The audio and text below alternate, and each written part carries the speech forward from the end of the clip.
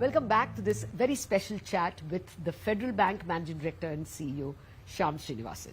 Shyam, thank you for your patience. So, we just got the press release that you'll have announced a very interesting NRE product for women. Now, why would a savings account for women be different? And what are you planning to net with this product? No, I'll tell you, and I also believe that gender, you don't have to, discriminate on products. But here it's a positive discrimination. It is not, it is just to meet that segment requirement. Gender is incidental, right? We have a fairly large and a program that we started 10 years back called Mahila Mitra, targeted women customers, domestic or non-resident. And there is an element in the non-resident which is important and interesting insight. At some point in time, many of our non-resident customers were male living in the UAE, Middle East. Okay. Their family members in India were the recipients of the remittances, and they needed some privileges for that to be not just consumed but also kept as bank products and bank. So we thought to address that audience, if the family member is male and outside and the spouse is living in India, invariably the spouse is taking care of the children, the elders in the family, most of the India requirements are met. So they needed a more bespoke solution for their requirements for India use, right? That gave us an opportunity to say, with the advancement in profile of non-residents, and we've also thankfully increased our dispersion across the UAE and the Middle East largely, where we've got more high net worth customers coming in who have now started demanding, saying, we need the same privileges as my spouse is getting in the airports or whatever. So one led to the other. It's not like born yesterday. It had a life. It's evolved. So the NRE Eve product, which is NRE Plus, I think Eve Plus is just on the day of FIFA launch. We did it, just coincident, topical. It's quite exciting. We had a client on the event when she spoke. I almost made, I should have made her the product manager. She made such a compelling speech that she spoke about features that even I didn't know that the product had. Right? She was, I think she's the owner of a small business there. So the product is bespoke. It's tailored for the premium needs. It has offers which are linked to what typically women want to use. But I think the thing that caught most people's attention is the offer to go to lounges across the world. Right? So I guess these are the relatively well-heeled to travel more often. So I think, And these are very attractive.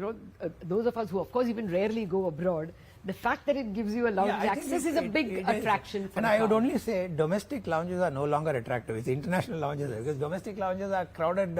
Because so everyone has entry. So there is an attraction in these foreign lounges.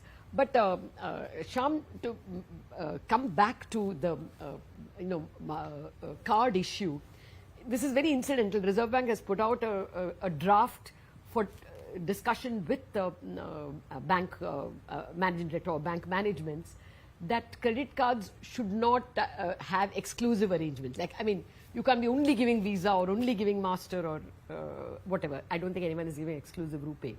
But do you think that this is something which banks can be disadvantaged because you may have a very attractive tie-up with Visa or Master?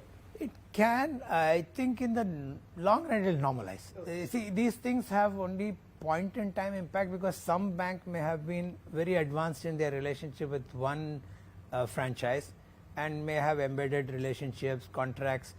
But I do think, I don't know, but 2 years, 2 years, these things will normalize because everybody has to, once a rule is set, everybody has to step in. So, everyone. There's not much you can argue against. You can, in the draft stage, we can present. But if it becomes a rule, it becomes a rule. So I would think it will get normalized. Yeah, and since it is a handicap, if it is a handicap for everyone, it doesn't change the... And in the new world, I think none of the franchises may like it because the branding behind is less and less relevant because features are getting commonplace, right? I think client experience is going to trump everybody over everything else. The brands, in my view, are going to be built by client experience and not brand will be representing everything. So it's going to be a very big... Lifestyle may have a pull. Like you say, you know, using an airport lounge in Dubai or in London. Maybe. But if that feature gets replicated by everybody else, then it is not that. It's the... That's why we chose the line. Digital at the fore, human at the core. Still, I mean, I could be wrong, but still people want to make that engagement which is... With a human voice. Yes. That, in fact, our annual report which is coming out tonight is about humanizing banking. Our whole theme is humanizing banking. Whatever it is, rishta aapse. So we want to reinforce for a dinosaur like me, having a human being to speak to is always... You know, Lata, I don't think it's dinosaur. If you're a dinosaur, I'm double dinosaur. But it's not dinosaur. You are finding, you can poll youngsters around, that human touch. In fact, the campaign is not created by us, right? Created by the younger officers. Okay. They are the ones who there are we are. representing. We don't have to feel bad about it. Okay, now to come back to the NIM part, the other thing that Reserve Bank has put on the table is expected credit loss. Now, I don't know how quickly they will go because they have to take the entire banking sector along. But if it were to be April 2024, would that mean an increase in provisioning? What we have understood, it's likely to be April 25. Okay. And 5-year yes, 5-year is very clear. Right. But I didn't know about the start date. My understanding is April 25. But I think for most banks, at least the ones who have enough data of the past, we've been submitting our ECL data to RBI for now 3 years plus, right? Because all pro forma has been submitted and our regulators have been taking it. I would think the impact will be quite modest. On capital, it may be 50-60 basis points. Taken across 5-6 5-year period, it will not be. It won't be material. Yeah, and anyway, now you're capital rich. But okay, we don't have to worry about April 25 questions now. Let's worry about the here and the now. How is the capex cycle looking? You said that the worst of fighting for deposits probably is behind us. Do you think there can be loan undercutting, or is there enough demand for everyone? Is that a pressure on margins? Is my point. See, if there is a convergence to better credits rated customers, they will dictate pricing, right? I wonder if the... So AAAs will always dictate. Yeah, today's paper, I think one of the publications had a margin by rating band, pricing yield by rating band.